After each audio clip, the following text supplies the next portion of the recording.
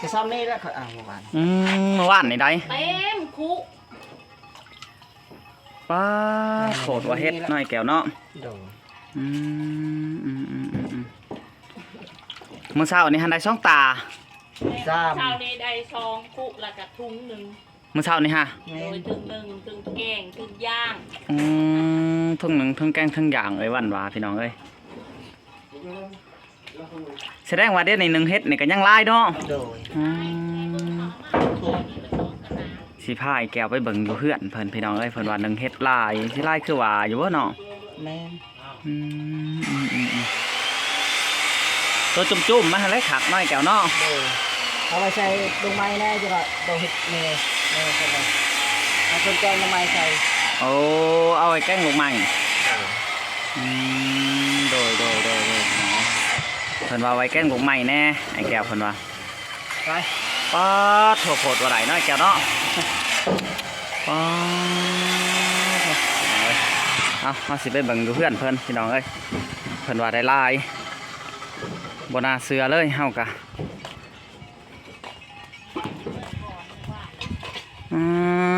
โผดว่าเฮ็ดเนาะเอ้ยวันเนาะ ลายอะไร โธ่พี่น้องเอ้ยท่างนี้ก็เฮ็ดพี่น้องเบิ่งลายลีลอไปได้น่ะกินนมบ่น่ะลุง โดยว่าลูก ได้เด็กตัวหนึ่งแล้ว ย่างนะฮะ หนึ่งเฮ็ดเช้านี่ โอ้เอา1เฮ็ดมาให้เบิ่งโอ้โอ้หนึ่งเฮ็ดไปได้กินอันนี้ฮะ กระเจียมแจวเอา จำแจว โดย มีโน่จำแจวไอ้แก้วว่าพี่น้องเอ้ยป๊าดโถอันนี้ดังไพ่สีอันนั้นใหม่บ่ไอ้แก้ว แม่น ดังไพ่สีแกงใหม่ ทีหนึ่ง สีหนึ่ง ทีหนึ่งเฮ็ดจม สีหนึ่งเฮ็ดชมทั้งไอ้วันว่าพี่น้องเอ้ย ตัวน้อยนั่นจะเลือกไว้ใส่นั่นมาใหม่เด้อ สิเก เลือกไว้ แม่น แกงหน่อไม้พี่น้อง ต้มไว้รถแต่ตอนนี้นะ ใหม่ปัญหามาเมื่อเช้านี่ได้ที่นี่สิได้เกะ โอ้โดยพี่น้องเอ้ยไหนลายหรือน้องเดียวเนาะไปบ่เดียวไปหา ไว้ก่อนเดินใหม่นะ ไปหากระหม่ายไปบ่ไปหากระหม่ายชัญญาไปบ่ ได้แตนตอดคนในคนมาไปเมื่อวาน แต่ตอด ได้จะ เฮ็ดได้จังว่าแต่ตอนบ่เดียว วิ่งพาป้า เดี๋ยวคำคอยสิพาไปเอาวันนั้นแล้วค่อยเอานะยังกำลังอ๋อเม็ด ยังเฮ็ดอยู่บ่ไอ้แก้ว ยังมีเห็นเดียว เขา คอยสิพาไปเอาอยู่ นี่ก็ซองตาจะมาตอนจะมาวิ่งอีกอันเราก็ทันได้มาน่ะ พาโผล่วายเลยพี่น้องเอ้ยมันงามมันลีรอ มันยังออกลายเด้ นี่ตัวนี้พอดีใส่กระดไม้นี่เลือกไว้รถเลย สิเลือก ต้นหน่อยๆเนาะ แม่น เดี๋ยววันสิเลือกเอาไว้ใส่หน่อไม้พี่น้องเอ้ยเพิ่นว่าโอ้โผล่ว่าเฮ็ดเฮาก็บ่คิดว่าสิได้ลายปานนี้ได้แก้ว เดี๋ยว เพราะว่าเสียดายบ้านเป็นยาเราเมื่อก่อน โอ้แกะนำบ่ได้เพิ่นแกะให้แน่ให้แล้วทั้งนั้นโอ้พี่น้องเอ้ย แกะนำบ่ได้ มาดูอันนั้นหม้อนั่นดูคอยเชื่อไว้ใส่เห็ด เห็นบ่ลาเมื่อมีแต่โตจุ่มๆได้ ไม่ได้จุดไปเอาคือเมื่อวานเนี่ยเมื่อเช้านี่ได้คู่หนึ่ง อ๋อ ให้เพิ่นน่ะเมื่อเลย โดยถามว่าเฮ็ดได้จังได๋วะเฮ็ดชื่อว่าโอ้เพิ่นมาหน่อยเฮาสิหยอกเพิ่นพี่น้องเอ้ยหยอกบ่ลาว่าอันนั้นบ่เฮ็ดชื่อว่าบ่ลาว่ะ ไปห้าเมื่อเช้านี่คอยย่องให้เพิ่นน่ะเมื่อเลย เมื่อวานอีก คอยเก็บใส่ถุงให้ เก็บให้เพิ่นเอาเมื่อเลยเนาะ โดยเพราะว่าเฮากินดุแล้วให้เพิ่นน่ะเมื่อกินทั้งคู่ แม่ กินดุแล้วเพิ่นว่า ตอนลูกตอนเมียเพิ่น โดยเพิ่นก็บ่ได้เมื่อบ้านก็หลายมื้อเลยเนาะ แม่น อ๋อทางเบาลาพี่น้องเอ้ยบ่ได้เมื่อบาดหลายมื้อนี่มีแต่ตัวจุ่มๆตัวนี้เนาะเพิ่นจะเลือกไว้อันเฮ็ดที่ช่างเกาะ สิเกงเส้นหน่อไม้ แกงเส้นหน่อไม้ เกงกินเที่ยงนั่นแหละ แกงกินเถียงเนาะใช่หน่อไม้ อัน เด้ นี้ หน่อไม้ บ่ได้เอาลายนะ ใช้ดิวมาเบิ่งดูอันนี้ แม่ นั่นๆๆๆๆก็ติดเจ้า โอ้ด้วยหนึ่งนี่ แม่ซ้ำสิกินน้องใหม่ลายแต่บ่ได้เอาเมื่อวานนี่ก็5เห็ดบอกกับ คันหน่อไม้ลายคือบ่เอาตัวใหญ่ๆฉันเอาอีกสักตัวหน่อยๆไอ้แก้ว บ่5เห็ด5เห็ดแม่นะ เฮ็ดเพิ่นมอแต่เฮ็ด บ่ได้หาตั้งใจหาน้องใหม่นะ บ่ได้ตั้งใจหาหน่อไม้ โดย โอ้พี่น้องเอ้ยบ่น่าเชื่อว่าได้ลายลีลอไป ตัวนี้มีที่ตัวจุ่มๆเนาะ โดย แบบลูกขาดแล้วเนาะไอ้แก้วไปหาเอาหั่นเนาะ โดย แม่คือจรวดนี่ โธ่ อยาก เอาอยากไปเห็ เห็ น นมื้อเช้า เด้ นี่เด้ คือสิสะอ่อนเลย โอ้เห็นเจ้าเห็นนี่ป้า จักหมูได้อันนี้เอ้ยวันก็ไปหาเบยวัน คอยไปกับแม่น้องเบยตอนเช้าไปเช้าๆเด้ ได้บ่แหละ เมื่อวานนี่ได้แต่เมื่อเช้านี่คอยยังไม่ได้ไป โอ้มื้อเช้า ลูก มื้อเช้านี่ค่าลูก โดย ยังบ่ได้ไปเนาะ โดย พี่น้องเอ้ยไล่ขักไล่แหน่นี่ใช้นมได้อีมานมแล้วบ่นะฮะบ่ลูกอิ่มแล้วบ่เฒ่า ใส่แบบเป็นดอกจังสีเลยเด้ ใส่แบบนี้บ่ โดยมันจังแสบกินเต็มปากเต็มค บ่คิดบ่ฟันว่าเอ้ยวันสิได้เฮ็ดปวกบัดนี้พี่น้องเอ้ยเฮามาตามถนนหนทางก็เห็นเขาเจ้าได้ลายได้แก้วไว้หลาย ำให้มันกำลังออกเด้เนี่ยมันกำลังออกหลายอันนี้เด้ ไปยามใดก็ได้ ไปยามใดก็ได้เนาะ โดยเพราะว่าเห็ดมันออก เบิ่งพี่น้องเอ้ย มันกำลังออกเบิด ทางนี้ช้างใส่หวดใส่มวยนำ โดย ป้าเต็มหวดเลยพี่น้องเอ้ย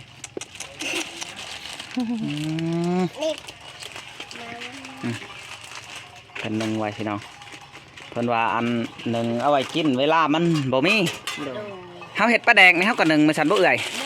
หนึ่งออกมาแล้วเราก็ใส่น้ำใส่เกลือแล้วก็อัดใส่กระปุก หนึ่งออกมาหาใด โดย ใส่อาหารใส่เกลือใส่กระปุก โดย โอ้ ก็พวกกูซื้อมาแล้วก่อนนี่ ปุกไปซื้อมาละ3 ปุก โดยกระปุกอันนี้แม่นบ่นี่ แม่นไม่ได้ซองอัน ปุกลายไปได้ซื้อมาไว้ฮะ อันนั้น20,000นั่นน่ะอันละ15อันละ15ตัวใหญ่อันละ20โดยพี่น้องเอ้ย เอาเบอร์ขึ้นอยู่บ่อยู่บ่ อ๋อสิพาน้องเบยไปหาเฮ็ดผอมพี่น้องเอ้ยแกงมาม่าเฮ็ดบ่อยากแล้วบ่ลูกเฮ็ดฮะ นั่นดังก็อยากต้มมาในสิต้มน้ำใหม่เจ้าดัง โพดว่าลายพี่น้องเอ้ยทางไอ้แก้วเพิ่นกาอันดังไพ่ โดย สิแกงลูกไม้ตัวนั้นหนึงเฮ็ดน้อยแก้วเนาะ โอ้ยโดย บ่น่าเชื่อว่าเจ้าสิได้ลายปานนี้ไอ้เอ้ยบัดตัวนี้ตัวจุ่มๆนี่สิเฮ็ดไปได้กินอันนี้ฮะ ใส่หน่อไม้ แกงใส่น้ำใหม่ เอาแกงมื้อนี้นี่ แม่น โอ้ยมันบ่ลายโพดบ่นี่เขาเอิ้นว่า พอดีแล้วกินแจงแซ่บ ให้สารคุณกินน้ำแน่ ให้สร้างเพิ่นกินน้ำเนาะ โดย แม่นพี่น้องเอ้ยป้อการแต่ละอันเนาะไอ้แก้วเนาะโพดว่าเฮ็ดปวกพี่น้องเอ้ยเฮาจนบ่อยากเสือพุ่นแหละ นั่นแหละก็จะว่าคือบ่หาขายเนี่ย คือบ่หาขายไหนเฮาก็บ่ได้ขายเนาะพอได้กินเนาะ โดย ตัวบักค้าแล้วก็จะเอาไว้เห็ดปลาแดกก็จะไว้ใน อื ส้ม มพี่น้องเอ้ยนี่ มันยำบะหมี่กันแล้วเขาก็ออกมากิน แม่นเอ้ย มันมดจะหน่อยปีนึงได้กินคือนึงเด้ อยากกินมาม่าบ่ลุงพี่ช่างติดแก้มฮะบ่ดิว ยังติดแก้ม ยังติดแก้ม ลายว่าสิ ยังอันนี้ เห็นไอ้บาชัญญามาว่าดีใจเนาะอ้ายมาแล้วคุณว่า พี่น้องเอ้ยโหอันนั้นเพื่อนน้องเบยเนาะเฮาสิพาน้องเบยไปหาเห็ดแต่จักเพิ่นอยู่จักบ่พี่น้องเอ้ยเฮาก็สิย่างไปหาเพิ่นจังหน่อยเนาะ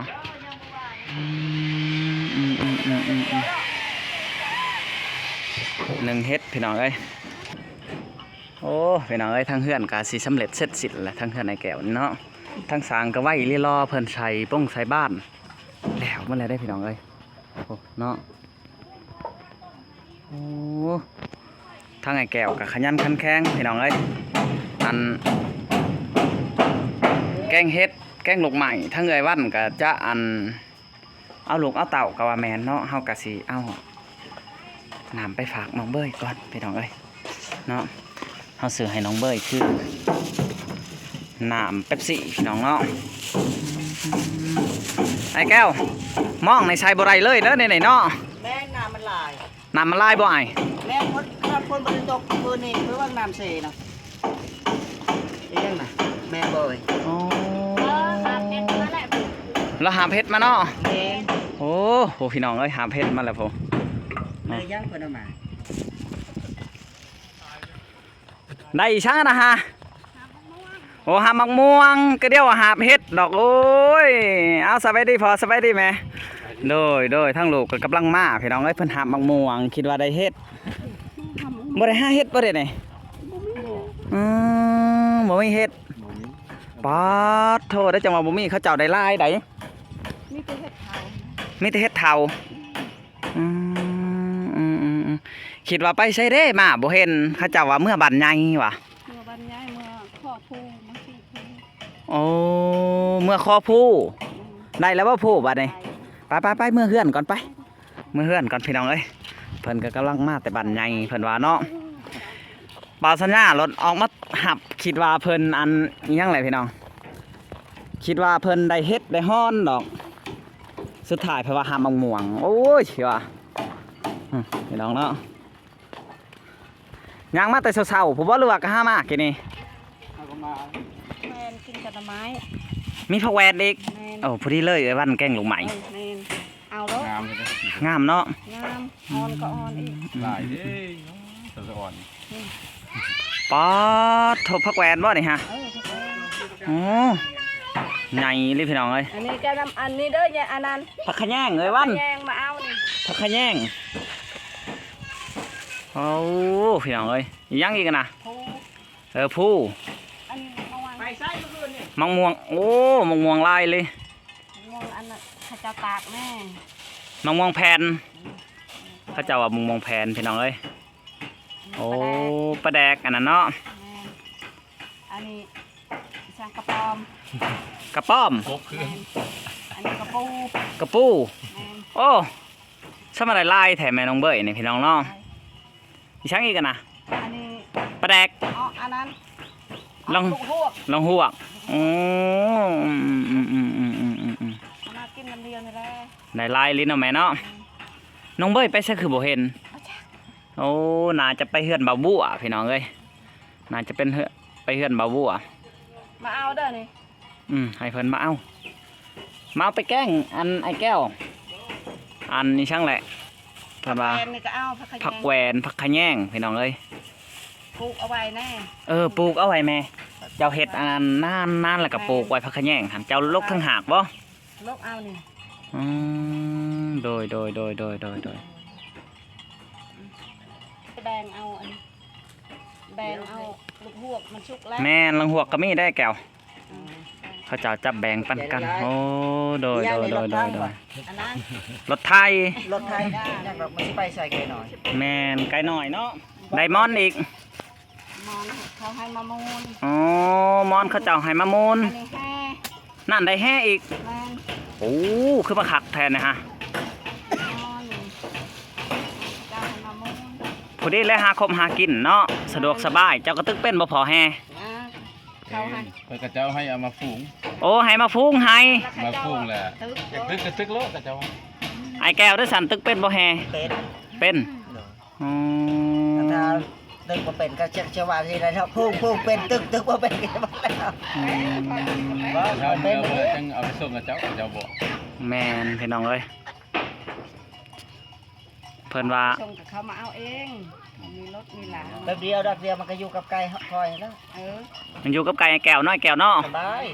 สบายเนาะอีช่างไอ้แก้วนั้นรถ10ล้อ รถ10ล้อสิไปแล้วน่ะ ใช้รถ10ล้อสิไป มาให้ลูกเจ้าแล้วลูกเจ้าพันมากินเนาะก็กามาให้ ทั้งแม่น้องเบ้ยว่าเอาอันกระปูมาให้ไอ้แก้วเนาะ แมน ลูกเราก็มากินแม่นหั่นแหละ บอก เอาใช่ เป็นมันนี่ เสื่องหน่อยไอ้แก้วได้สัมบ่มีบ่ หมดปุ๊บน้ำจางหมดแหละเขาเฮ็ดอันนั้นนะ ฮะเขาเฮ็ดจัง ดึงนั่นนะเสือกนั่นน่ะ ดึงเสือกจัง กับเสานั่นนะเสือกอีหยังก็เอิ้น อ๋อไอ้แก้วนี่ก็บ่ฮู้อีก เออ อืมเขาดึงในเสาฮะ อันนั้น เขาผูกเสา ไม่ใช่บ่ เม็ดมา โอ้น้องเบ้ยก็อยู่เนาะคิดว่าน้องเบ้ยบ่อยู่พี่น้องเนาะ ไปกัน อืมบ่าวสัญญาณแนมอยู่ถึงบ่เห็นเอาน้องเบ้ยไปใส่เด้ว่ะ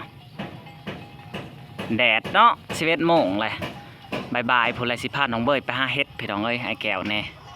เพิ่นว่าเฮ็ดหลายเพิ่นว่าสบายดีน้องเบ้ยสบายดีโกยโอ้ยเสือก็บ่ห่มเนาะ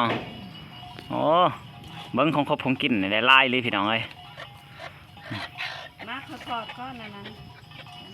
เห็ดกินยังน้องเบ้ยนะฮันเอาโดยได้ไก่ตัวหนึงเมื่อบานเนาะเพิ่นให้เนาะแม่เนาะแม่นให้แก้วก็ได้พักแวนแล้วก็อยู่เลยเนาะ เมื่อบ่เป็นแล้วแหละปะนี่ เออได้พักแวนแล้วก็อยู่เลยเพิ่นว่าเมื่อบ่เป็ดให้น้องเอ้ย เอ้าหากมันก็มีเนาะมันจับเต็มๆแล้ว อันนี้ย่าข้าเจ้าให้ย่าย ายช่างอันนั้นยาเซ็น ย่าเช่น เอายาเซ็นเนาะยาเซ็นใหญ่นี่ป๊าดโทรสมาได้ลายแทนนี่ฮะ อ้าวเนื้อมาให้เมียจ้ะ เออแบ่งกันเนาะอยู่ไกลกันพี่น้อง คอ เนาะ ยบ่ได้สุกยาคือให้คอยแล้วปะนี่ โอ้ก็ให้เอามือให้เมียเจ้าเขาได้ เมียจะสูบนะแมนกเอาเมื่อให้เมีย ไปเอาหมกม่วง อืม เอาไว้นี่ละอยากกินจะละให้เขา มะม่วงช่างเขาเจ้าเอิ้นไอ้แก้วมะม่วงยังนะฮะ หมูกระเช่น มะม่วงกับเส้นสุกนี่ยังคู่บ่อยากแล้วเขาเจ้าอ่ะ อันนี้ยังต้วน ใส่ต้วนบ่นะฮะอันนี้ต้วนฮะบาดบ่ค่อยเอิ้นว่ามะม่วงแพนน่ะนี่เป็นตะกินอยู่บ่ต้วนๆเตี้ยนๆนี่พี่น้องเอ้ย หวานได้ วันนี้ไปวันนี้เจ้าให้คอยก็มัดละเจ้าของมานั่นเราไม่ได้กินแล้ว บ่ได้กินน้อยแก้วน้อง เห็น พร้อมกันกินนั่นแหละ เอากินอยู่น้ำ แม่นอยู่นํกันกับพร้อมกันกินพี่น้องเอ้ยแซ่บๆนํกันเพิ่นว่า ก็กินแล้วมาจ้า ไอ้แก้วได้แล้วนะฮะโอ้ยเอาต้วนไปให้ลูกแล้วพวก เอ้า เอาไปให้ต้วนฮะอ๋อ ได้แล้วนี่แบ่งกันลูกหลาน แบ่งกัน เนาะ อืม คนอื่นไป เกาอดเกาเหยื่อนคอยกินน้ำกันแล้วคอยสู่ไปเนาะแม่เนาะ รถ10 ล้อเอาลูกรถ10 ล้อนี่ ไปให้ลูกเจ้ารถ10 ล้อ เอ้า แม่น้องเบยเอารถ10 ล้อมาให้อันอดิวโอนิวพี่น้องเอ้ย อันนี้มันมากกินอันนี้ นี่ละมากินนี่เลยประจำกับเขา อ๋อ นี่ปลาแดกตะลุเลยใช่นะฮะ